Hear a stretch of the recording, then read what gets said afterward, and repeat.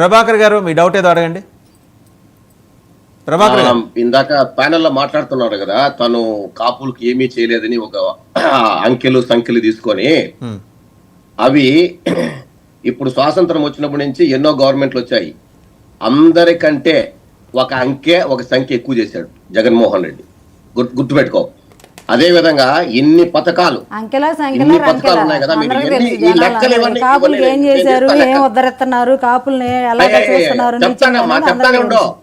నేను జగన్మోహన్ రెడ్డి నవరత్నాలలో రెడ్లు, ఈడబ్ల్యూఎస్ రెడ్లు, కాపులు, కమ్మలు, బ్రాహ్మణ్స్, ఎవరు ఇంకా మన కోమట్లు అందరూ కూడా ఆ లిస్ట్ లో ఉన్నారండి. అందరూ ఉన్నారు. ఈడబ్ల్యూఎస్ లో నేను కూడా చదువుకునేటప్పుడు నాకు 200 రూపాయలు ఇచ్చేవాళ్ళు వెటనరీ కాలేజీలో ఉన్నప్పుడు ఫీజు నాకు వచ్చింది. అట్లా ప్రతి కాపు ఇప్పుడు ప్రతి కాపులకు ఒక్కరికే కాదు, మీరు కాపులకు ఒక్కరికే ఉద్ధరిస్తే మిగిలిన 26% మంది ఉన్నారు. తామాషా పద్ధతి ప్రకారం కాపులకు ఈడబ్ల్యూఎస్ వెనకబడిన వాళ్ళు సామాజికంగా, ఆర్థికంగా, రాజకీయంగా కూడా వెనకబడి ఉన్నారు. రెడ్లే రాజకీయంగా వెనకబడి ఉన్నారా? ఉన్నదే 4%. అందులో ఒక 0.001% వెనకబడి ఉంటారేమో. కమ్మలు ఉన్నారు, వాళ్ళు ఉన్నదే 3%. వాళ్ళు వెనకబడి ఉన్నది ఎంత ఉంటారు? 0.002% ఉంటారు. అంటే వాళ్ళందరికీ ఈడబ్ల్యూఎస్ ఇస్తారు. కానీ 26% మంది ఉన్న అత్యంత సంఖ్యాబలం ఉన్న కాపు కులానికి ఈడబ్ల్యూఎస్ ఇవ్వడం కుదరదని చెప్తున్నా. మీ అమ్మవాన్ని అనాలి. మీలాంటి వాళ్ళు వచ్చి మాట్లాడతారు కాపుల గురించి, కాపు వ్యవస్థ గురించి మీరు మాట్లాడతారు, కులం గురించి. 26% ఉన్న కాపు నాయకులు ఈ రోజు ఒక 100 మంది లీడర్స్ ఉన్నారా? ఏ పార్టీ ప్రోత్సహించింది? ఎవరికి ఒక 100 మంది లీడర్స్ ఏ పార్టీ తయారు చేసింది చెప్పండి? జగన్మోహన్ రెడ్డి ఇచ్చాడా? కడప జిల్లాలో రాయలసీమలో కాపు సామాజిక వర్గ బలం ఎంత? ఎన్ని సీట్లు ఇచ్చారు చెప్పండి? ఎన్ని సీట్లు ఇచ్చారు చెప్పండి?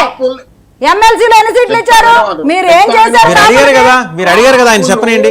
రైట్, ప్రభాకర్ గారు చెప్పండి. ఆవిడ అడిగిన ఈడబ్ల్యూఎస్ అంటే వాళ్ళు ఉన్నారు, వీళ్ళు ఎవరున్నారు? కాపులకు సమానం ఎవరన్నా? 26% మంది సంఖ్యాబలం ఉంది. తామాషా లెక్క ప్రకారం అది మా హక్కు, న్యాయం, అది రావాల్సిన మాట అది. అంతేగాని ఇవ్వడం చేత కాక ఎటు చూసి రిజర్వేషన్ ఇవ్వడం మీకు ఎవరో రాదు. ఆ ఉన్నదేదో చంద్రబాబు ఈడబ్ల్యూఎస్ పెట్టిందన్న ఉంచాలి కదా.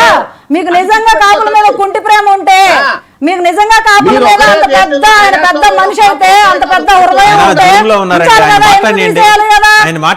అలాంటి వాళ్ళని తీసుకోవద్దంటే మీరు ఆయన కూర్చొని మాట్లాడుకోవాలి. ఇంకా మాట్లాడండి. ఇప్పుడు ఆ తల్లి మాట్లాడుతా ఉంది కదా, మనం అదే నేను చెప్పినా, నేను ఫస్ట్ లోనే నా బిగినింగ్ వాక్యాలే చెప్పేసినానండి. ఎంత ఇప్పుడు మనం కాపుల గురించి తను ఏమైందంటే నాకేం తెలియదండి.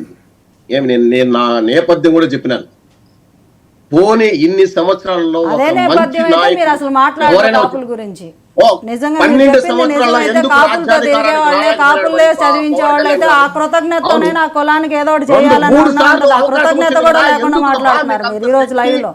నిజంగా కాపులతో తిరిగే వాళ్ళు అయితే, కాపులే మిమ్మల్ని చదివించే వాళ్ళు అయితే, కాపులతోనే మీరు పెరిగినట్టయితే ఆ సామాజిక వర్గం గురించి క్షుణ్ణంగా అధ్యయనం చేసి ఎంత వెనకబడి ఉన్నారో చెప్పేవాళ్ళు, ఇలా మాట్లాడేవాళ్ళు కాదు. నీకు తల్లి నీకెంత తెలుసో నాకు అంతకంటే ఎక్కువ తెలుసు. నేను ఇప్పుడే చెప్తున్నా. మళ్ళీ అంటే డబ్బులుండి మీ నాన్నగారు మీ నేపథ్యం నాకు తెలీదు. మీకు డబ్బులుండి మీరున్నారు. నేను కూలీ పని చేసి నా తిరిగిన వాళ్ళు ఎవరెవరో నాకు బాగా తెలుసు. నేను ఎవరెవరితో ఉన్నానో, మీరు ఏ స్కూల్ పోయినారో, ఎక్కడ చదువుకున్నారో, మీ నేపథ్యం వేరు, నా నేపథ్యం వేరు. నాకు తెలిసినంత గ్రామీణ నేపథ్యం కానీ మిడిల్ క్లాస్ వాళ్ళమే, అన్ని బాధలు పడే వాళ్ళం కాబట్టి సామాన్యుడి తరపున ఈ రోజు మాట్లాడగలుగుతున్నాం. మేము సామాన్యుడి బాధలు తెలుసు. మీలాగా మేము ఏసీ రూముల్లో కూర్చోలేదు కాబట్టి సామాన్యుడు ఎంత బాధపడుతున్నాడో తెలుసు కాబట్టి అనుభవిస్తున్నాం కాబట్టి నేను చెప్తున్నాను. వచ్చి ప్రతిసారి ఇంకొక కాపు నాయకుని తిట్టించడం తప్పితే మీరు